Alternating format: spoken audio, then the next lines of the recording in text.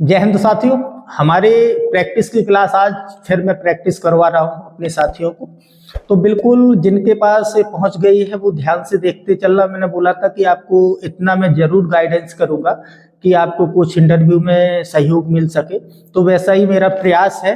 अब हम लोग फिर से शुरू करते हैं। ये राइट, अभी थोड़ी इसमें 2-3 शब्द और है। मेरे पिताजी नहीं बोलना है, मेरा नाम ऐसा है। नहीं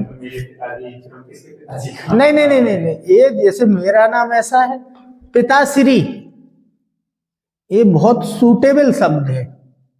मेरे पिताजी, और ये नहीं कि आप पिताजी का नाम बता दोगे तो वो समझेंगे किसी और के पिताजी का नाम बता रहे हैं।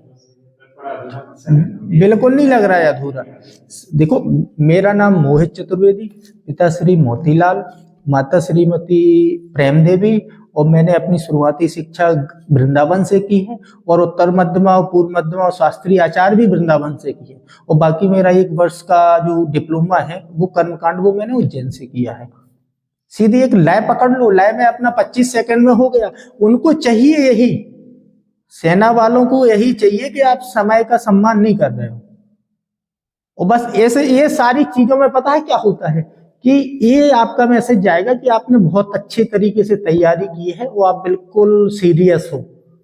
यदि आप ये लहरा के डुला के इधर उधर के घूम के आएंगे तो आपको ये होता है कि आपको उतना अच्छा ज्ञान नहीं है, अभी आप उतने परिपक्व नहीं हुए हो बोलने में।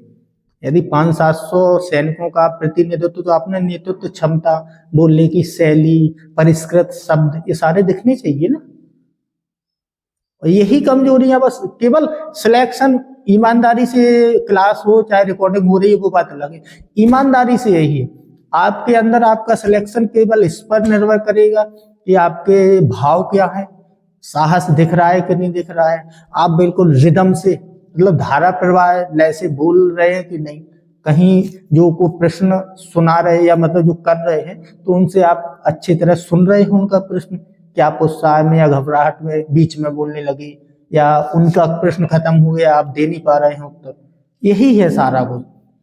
प्रैक्टिस केवल इसी का फायदा मिलता है कि जो प्रैक्टिस कर लेता है वो ये सारी चीजें उसको सब पता रहती है कि हमको करना क्या है। प्रश्नों का जगह उत्तर अलग हो गया, जैसे बन गया तो ठीक है बोल दिए, और नहीं बना तो सीधे आपने मना कर दिए कि वो नहीं बन रहा है। इसमें कोई बड़ा पहाड़ तो टूटेगा नहीं कि नहीं बन रहा है। ऐसे बस जितना है वो अच्छा करना है। अब ऐसा नहीं है कि जो नहीं बन रहा है वो तो ठीक है, और जो बन रहा है वो भी अच्छा नहीं हुआ, तो फिर समस्याएं होंगी। ये अच्छा आया, देखो चेहरे पे हल्की सी मुस्कुराहट मुस्कुराहट दिखानी नहीं पड़ती, चेहरा अपने आप बता देता है कि खुशी है। और देखो एक तुरंत 25 सेकंड में पूरा उत्तर हो गया, बस इतने से खत्म। अब सीधा धर्मगुरु जी का सवाल ले लो, क्या करा लेते हैं आप, बताओ बताओ, बस अब शुरू आगे होना है। श्रीमान, मैं सामान्य पूजन पद्धति, पूजन कर्मकांड इत्यादि कर्म करवाता हूँ, और जिसमें गौरी गणेश पूजन, कलश पूजन इत्यादि, रुद्राभिषेक, दुर्गासन, दुर्गा सप्तशती। ये सारे अपने काम के बारे में सोचना नहीं है, अभी जोश से बोलो। अपना काम आप करवाते हो, फिर उसमें भी डर दिख रहा है, ये तो दिखना नहीं चाहिए ना। बिल्कुल जोश से बोलो कि मैं, केवल यही याद रखना है कि धर्मगुरु से नहीं दबना। वहां बिल्कुल सामने वाला आपको डरवाने की कोशिश करेगा, यहां से बिल्कुल जोश में कि मैं क्या क्या करा लेता हूँ, ये सारा कुछ करा लेता हूँ कि इसको हाँ लगे कि अच्छा उत्साह से आया बच्चा। क्या क्या करा लेते हो? मैं सामान्य पूजन पद्धति करवाता हूँ, उसमें गौरी गणेश पूजन, कलश पूजन एवं सर्वतोपरि मंडल पूजन, रुद्राभिषेक, दुर्गा सप्तशती पाठ इत्यादि ऐसे भी कर्म करवाता हूँ। हो गया, बस इतने। थोड़ा और अभी जोश आ जाए ना तो और मजा आ जाएगा। ये डेली प्रैक्टिस चल रही है अपनी, इसमें नहीं घबराना है, बिल्कुल ये रिदम आ जाएगा, ये विश्वास रखना किसी भी चीज का। लेकिन हल्का सा जहां मुझे कमी लगी मैं जरूर टोकूंगा कि यहाँ पे थोड़ा भी और जोश।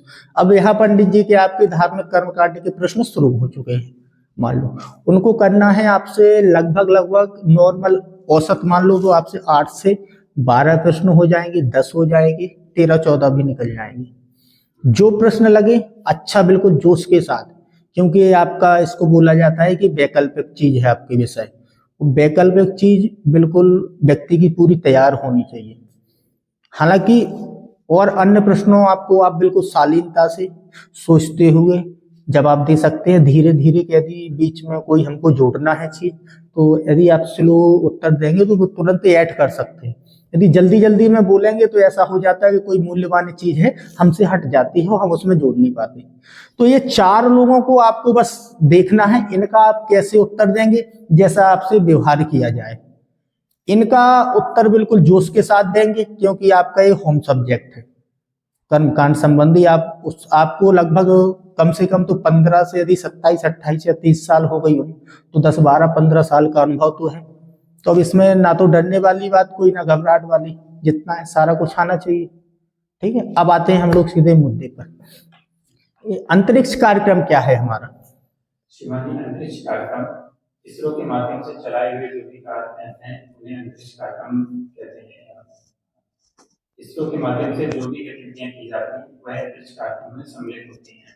जैसे वर्तमान में हमारे चंद्रयान मिशन अभी कुछ वर्ष पूर्ण किया गया था, 2023 में चंद्रयान 3 किया गया था, और अभी स्पेसएक्स मिशन किया गया था। ये सभी इसके अंतर्गत आते हैं।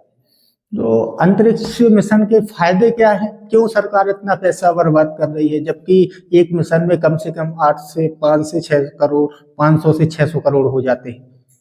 शिवानी, अंतरिक्ष मिशन जो है देश की उन्नति के लिए अति आवश्यक है। देश में टेक्नोलॉजी, इंटरनेट की सुविधा या अंतरिक्ष में क्या है, उन सभी विषयों को जानना, जिससे भविष्य में किसी भी प्रकार की जो आवश्यकता पड़ सकती है वो हम वहां से कुछ संसाधनों को भी प्राप्त करते हैं, जैसे कि इंटरनेट सुविधा इत्यादि। आप अंतरिक्ष कार्यक्रम को साइबर सुरक्षा से कैसे जोड़ेंगे? शिवानी, अंतरिक्ष कार्यक्रम के माध्यम से जो सैटेलाइट होती है उनके माध्यम से हम कनेक्टिविटी को अच्छा बनाते हैं, जिसमें इंटरनेट की सुविधा है, और उसी के माध्यम से हम और जो साइबर क्राइम होते हैं वो अंतरिक्ष में जो हमारे उपग्रह हैं उनको हाईजैक कर लेते हैं।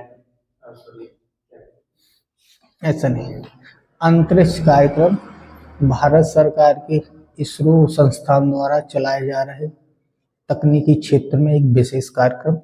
चंद्रयान, गगनयान, जो भी शुरुआत से बोल देना है, मंगलयान, ये हमारे कार्यक्रम हैं। बाकी अंतरिक्ष का हम लोगों को क्या फायदा है, क्योंकि हमारे देश की तकनीकी क्षेत्र में छवि पूरे विश्व में, ठीक है, इसका लाभ होता है। दूसरी बात, अब मैंने जैसे ही पूछे आपसे कि इसके फायदे क्या है, तो आपको बताना है सबसे पहला फायदा है हमारा कि हम लोग तकनीकी क्षेत्र में सबसे ज्यादा मजबूती इसमें हो रहे हैं, जो वर्तमान समय की मांग है। दूसरा, हमारा रोजगार के अवसर सृजन सबसे ज्यादा इसमें हमें लग रहे हैं। जो हमारे देश की कला है वो बाहर विदेशों में जा रही है, तो ऐसी कार्यक्रमों से हमारे जो देश का ज्ञान वो यहीं रह के यहीं भारत देश को इसका फायदा मिल सके। दूसरी बात, हमारा जो विदेशों से प्रत्यक्ष विदेशी निवेश आ रहा है उसमें सबसे ज्यादा यहाँ पे आने की संभावना है इन कार्यक्रमों के माध्यम से। तीसरी बात हम बोल लेंगे कि हमारा आर्थिक विकास तो हो रहा है, और साथ में जो हमारे अंतर्राष्ट्रीय संबंध हैं उनका भी विकास हो रहा है, या उनमें भी हमारे फायदा हो रहा है। तो 3-4 बता देना है, और इसी से हम लोग अपनी जितने भी या भविष्य में, जैसे साइबर को मैं जोड़ूं इसी में, तो साइबर को आपको ऐसे जोड़ना है कि साइबर सुरक्षा को वर्तमान में देखते हुए जैसे मानवीय आतंकवाद वैसे साइबर आतंकवाद को इसको संज्ञा दी जाती है। तो ये सबसे ज्यादा है किसी भी राष्ट्र की सुरक्षा के लिए, क्योंकि इसमें वो सारे हमले होते हैं जो निजी जानकारी या बहुत संवेदनशील जानकारी है, इसकी गोपनीयता भंग हो जाती है। ऐसे जोड़ना है इनको, बस कैसे घुमा के प्रश्न वो पूछेंगे, कैसा है। आपको यदि मुद्दों पे जानकारी होगी बिल्कुल आप धड़ाधड़ बोलेंगे। अंतरिक्ष कार्यक्रम क्या है, सीधे भारत सरकार के द्वारा इसरो संस्थान के द्वारा अंतरिक्ष क्षेत्र में किए गए प्रयोगों या तकनीकी क्षेत्र में विकास, ये हमारा अंतरिक्ष कार्यक्रम है। अब बाकी क्या क्या हमने बता दिए। यदि वर्तमान की आप स्पेसएक्स तक भी जाना चाहें तो बता सकते हैं। बाकी एक अच्छी, ठीक है, उपलब्धि है, और आपके स्तर से यदि भूल भी जाए तो कोई बड़ी बात नहीं। गगनयान, चंद्रयान और हमारे ये मंगलयान है, यही तक बहुत काफी है। और ज्यादा है तो एंटी सैटेलाइट मिसाइल भी बता सकते हैं, क्योंकि एक अनूठा ये प्रयोग है। बस ये हो गया। अब शोषण क्या है? शोषण किसी व्यक्ति को नैतिक दबाव किसी व्यक्ति के नैतिक दबाव एवं किसी व्यक्ति के ऊपर बनाया गया अनैतिक दबाव, नैतिक दबाव नहीं, नैतिक तो उससे सकारात्मक हो जाएगा, अनैतिक दबाव और उसकी कमजोरी, ठीक है, या गलतियों का फायदा उठाकर उसका दुरुपयोग करना, ऐसे शब्दों को जोड़ो। हाँ, मतलब कुछ नहीं है गलती, आगे फिर देखेंगे हम लोग, टाइम अपने पर्याप्त है बिल्कुल, लेकिन बोलना सीखना है। हर मुद्दे पर आपको 2 लाइनें जो ज्यादा जरूरी है वो बोलना है, उससे ज्यादा कुछ नहीं करना है, ठीक है। हमारे भारत देश में सबसे ज्यादा बच्चों महिलाओं के साथ अत्याचार हो रहे हैं या उनके खिलाफ हिंसा हो रही है, आपका क्या विचार, कैसे, यदि आपको बोला जाए तो कैसे समाधान करेंगे? श्रीमती, इनके समाधान के लिए सरकार वर्तमान में बहुत सी योजनाएं चला रही है। उन्हीं योजनाओं को अच्छी प्रकार से चलाया जाए एवं शीघ्रता से उनमें जो समस्याएं आती है उनका निदान किया जाए एवं अपने जो निगरानी तंत्र है उनको बढ़ाया जाए, और विशेष करके चौराहों में, राज्य जो शहरों के अंदर चौराहे इत्यादि पे CCTV कैमरे लगा करके इसको बढ़ाया जा सकता है। और जागरूकता के माध्यम से, सामाजिक कार्यक्रमों के माध्यम से हम जो है इन मुद्दों पर काम कर सकते हैं, कंट्रोल नियंत्रित कर सकते हैं। ये अभी अच्छा फिट नहीं बैठ रहा है, मांगे ठीक है, अच्छी है, कोशिश अच्छी की, पहली बार की, और अध्ययन करना है इन मुद्दों पर। और एक का दो, आप संविधान क्या है? संविधान हमारे देश को चलाने की एक नियमावली कह सकते हैं आप। नियम कानूनों का वो संग्रह या नियम कानूनों का वो संग्रह जिससे किसी देश की शासन व्यवस्था या सरकार चलाई जाती है। 2 लाइन में, बिल्कुल साधारण भाषा में, ठीक है, इससे तो कोई अलग है नहीं। आप भारत के संविधान से कैसे प्रभावित हैं? भारत का संविधान हमें मौलिक अधिकार देता है, हमारे प्रति हमसे मौलिक कर्तव्य की आशा करता है एवं कुछ और भी ऐसे अधिनियम इत्यादि हैं जिनके कैसे प्रभाव होते हैं वो बताना है। तो यही देखो, प्रश्न किसी मुद्दे से कैसे ही बन सकता है, जितना पढ़ा है वही सारा कुछ, इससे एक्स्ट्रा कुछ नहीं है। मैं इसलिए प्रभावित हूं कि हमारे जो देश के नागरिकों को सबसे बड़ी चीज दी गई है वो मूल अधिकार है, ठीक है, इसका ना तो राज्य ना कोई और उल्लंघन नहीं कर सकता है, और यही सबसे बड़ी चीज है देश के नागरिकों को सशक्त बना। लोकतंत्र की परिभाषा क्या है? जहां नागरिकों की आजादी में कम से या सीमित, कम से कम प्रबंध किया जाए, मतलब कंट्रोल किया जाए, ठीक है, कम से कम नियंत्रण ही नागरिकों की आजादी में, वही तो सबसे अच्छा लोकतंत्र होता है। यदि हम लोगों को स्वस्थ आधुनिक लोकतंत्र में प्रवेश करना है या प्रवेश में है हम, तो सबसे ज्यादा कम नियंत्रित किए जाए उनके मूल अधिकार, यही आजादी स्वतंत्रता है। अब आदमी, व्यक्ति जिसको जैसी परेशानी वो चाहे जहां जैसे बोल सकता है। तो ऐसे ही बाकी आपसे संविधान में मैंने बोला मूल अधिकार से सबसे ज्यादा प्रभावित आप, यदि आप इसका उत्तर अच्छा देते हैं तो फिर आपसे जरूर मूल अधिकारों को केंद्र में रखकर पूछा जाएगा कौन सा है अच्छा सबसे मूल अधिकार जिससे आप प्रभावित हो। सबसे अच्छा जो मौलिक अधिकार है वह अनुच्छेद 21 क्या है अनुच्छेद 21? प्राण एवं दैहिक स्वतंत्रता की रक्षा के लिए स्वतंत्रता देता है। प्राण एवं दैहिक स्वतंत्रता का अधिकार, अच्छा बोलना सीखो, बिल्कुल घबराहट में बोलना ही नहीं है, ठीक है। अब ये हो गया हमारा मौलिक कर्तव्य, आते होंगे आपको।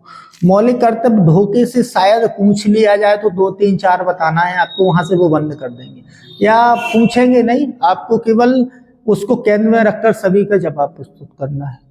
और राष्ट्रीय सुरक्षा क्या है?